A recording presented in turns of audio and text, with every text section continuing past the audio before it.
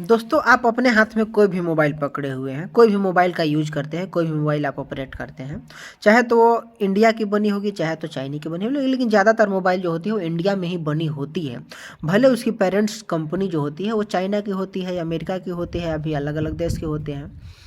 लेकिन आपको एक चीज़ बात बता देना चाहता हूँ कि जितने भी मोबाइल में ऑपरेटिंग सिस्टम होते हैं वो या तो चाइना के होते हैं या तो अमेरिका के होते हैं। यानी कि भारत अब तक भले कोई भी कंपनी जैसे लावा हो गया, माइक्रोसॉफ्ट हो गया और स्पाइस हो गया और भी अलग अलग जो फ़ोन कंपनियां हैं वो भारत की हैं, लेकिन फिर भी भारत के होने के बावजूद भी उनका जो ऑपरेटिंग सिस्टम होता है वो भारतीय नहीं होता है, क्योंकि अब तक भारत में ऑपरेटिंग सिस्टम को बनाया नहीं गया है। लेकिन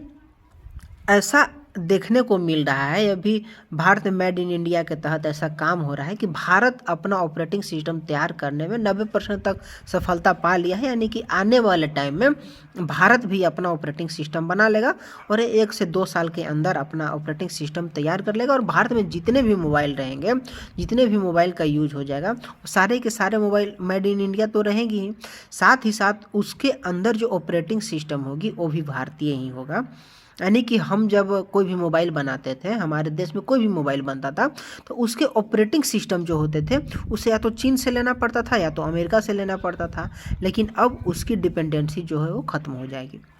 लेकिन अब उन लोगों के मुंह पर तमाचा है जो कांग्रेसी चाहे अलग अलग पार्टी के लोगों के द्वारा ये बोला जा रहा था कि कितना भी मेड इन इंडिया, तो यदि वास्तव में यदि अंदरूनी मामले में देखा जाना तो मेड इन इंडिया के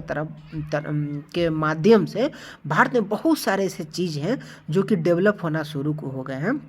जो कि कांग्रेसी के ज़माने में नहीं हुआ करती थी और कांग्रेस कभी सोचा भी नहीं था कि ऐसा होगा। लेकिन आप देख रहे हैं कि मेड इन इंडिया के द्वारा भारत में बहुत सारे ऐसे चीज़ है, बहुत सारे ऐसे नए नए टेक्नोलॉजी है जो कि अब लॉन्च हुए हैं, तथा वो हम भारतीयों के लिए ही फ़ायदे हैं, क्योंकि भारत का पैसा भारत में ही रह रहा है। तथा भारत में नए नए कंपनियां, जो छोटे छोटे कारोबारी थे, जो छोटे छोटे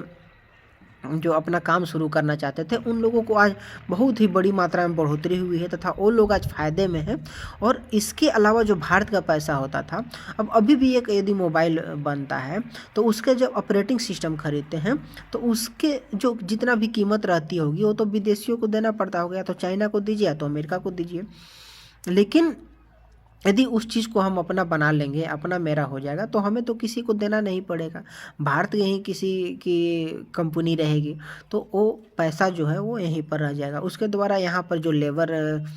चार्ज दिए जाएंगे, जो जो भी सीईओ होगा, कंपनी के जो बॉस होंगे, सारे के सारे भारतीय ही होंगे। तो इस तरह से यहाँ पर नए रोजगार के सुविधाएं बढ़ेंगी, नए रोजगार बढ़ेंगे। तो इस चीज़ से हमें बहुत सारे फ़ायदा मिलने वाला है।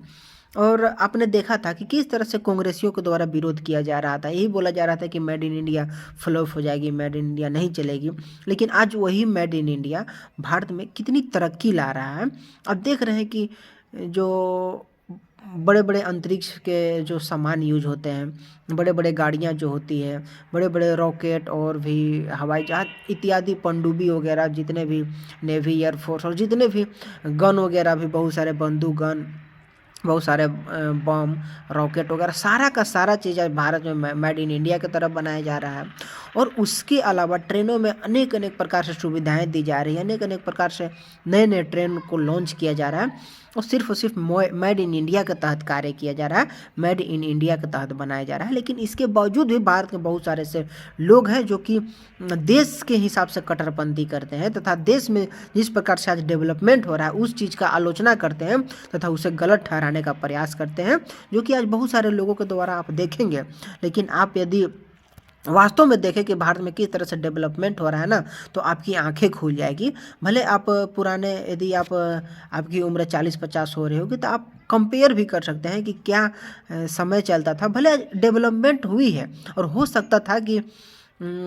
यदि दूसरी सरकार भी रहती तो ऐसा काम करती, लेकिन जिस प्रकार से और जितना लगन के साथ आप आज अपने देश में डेवलपमेंट के कार्य किए जा रहे हैं ना, वो वाकई में काबिले तारीफ़ है। लेकिन बहुत सारे ऐसे लोग हैं जिसे आप जलनखोर बोल सकते हैं, जिनको कि इन सब चीज़ों से कोई लेना देना नहीं और उन्हें सिर्फ मतलब है तो हम किसी तरह से अपने प्रधानमंत्री का बुराई करें। लेकिन भारत की सभ्यता यही है ना कि हमें अपने राजा की ना जितना हो सके मदद करना चाहिए, क्योंकि राजा कोई भी कार्य करता है, कोई भी विकास के काम करता है तो अपने लिए नहीं करता। यदि उसे अपने लिए सुविधाएं चाहिए होती है ना, तो अपना सुविधा उसे खुद सरकार के द्वारा, जो सिस्टम है अपने देश में ना, उस सिस्टम के द्वारा दिया जाता है। जैसे प्रधानमंत्री जो है, आज भले ही अब देखेंगे कि उनकी जो पर्सनालिटी है उन पर बहुत सारे ऐसे लोग हैं जो टीका टिप्पणी करते रहते हैं कि ऐसे है वैसे है, टैक्स के पैसा शेयर करते हैं वो कैसे है।